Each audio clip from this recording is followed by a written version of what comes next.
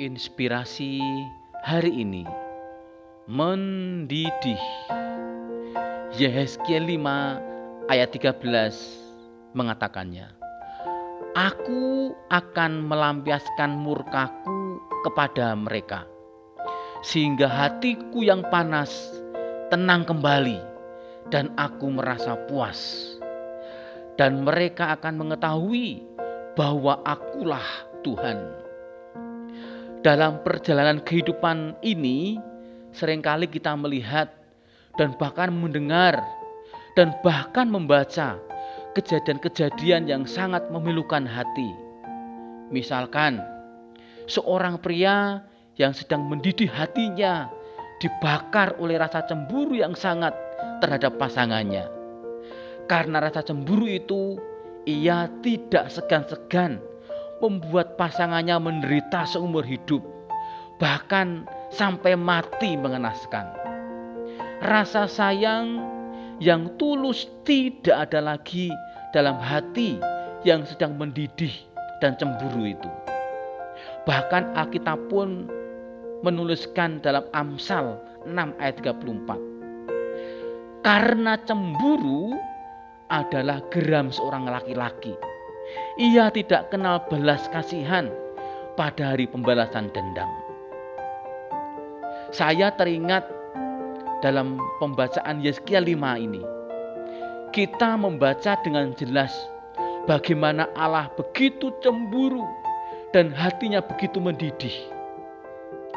Cemburu dan panas hati yang muncul karena bangsa Israel sebagai umat yang dipilih dan dikasihi oleh Allah berbuat sesuatu yang tidak seharusnya dilakukan oleh bangsa Israel. Maka Tuhan mengendaki umat pilihannya melakukan hal-hal yang benar dan kudus. Namun justru mereka tidak mengindahkan peraturan-peraturan Allah. Kalau kita baca dalam Yehezkiel 5 ayat 7 mengatakan demikian. Sebab itu beginilah firman Tuhan Allah, oleh karena engkau lebih jahat daripada bangsa-bangsa yang di sekitarmu, dan kelakuanmu tidak selaras dengan ketetapan-ketetapanku, dan engkau tidak melakukan peraturan-peraturanku, bahkan engkau melakukan peraturan-peraturan bangsa-bangsa yang di sekitarmu. Allah tidak segan-segan untuk menghukum bangsa Israel. Sebab dalam Yehezkiel 5 ayat 8 dikatakan, sebab itu beginilah firman Tuhan Allah, lihat, aku sendiri akan menjadi lawanmu, dan aku akan menjatuhkan hukuman kepadamu di hadapan bangsa-bangsa. Saudara yang dikasihi Tuhan, kalau kita baca peristiwa bangsa Israel yang membuat hati Bapa kita, Allah kita, cemburu kepada kita semuanya, karena perbuatan kita yang tidak disukai oleh Allah, maka apakah yang dapat kita lakukan agar hati Allah tidak cemburu kepada kita, seperti ketika Allah cemburu kepada bangsa Israel karena mereka tidak mengindahkan peraturan Allah?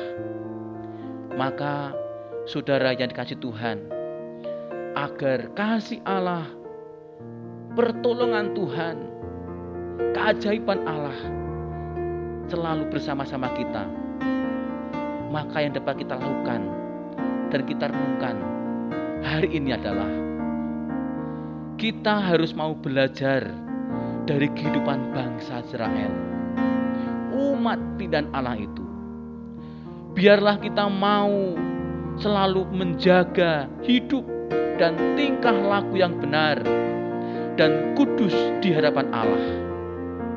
Maka dengan demikian, api cemburu dan hati yang mendidih karena murka Allah itu tidak akan menjadi bagian dalam hidup kita semuanya.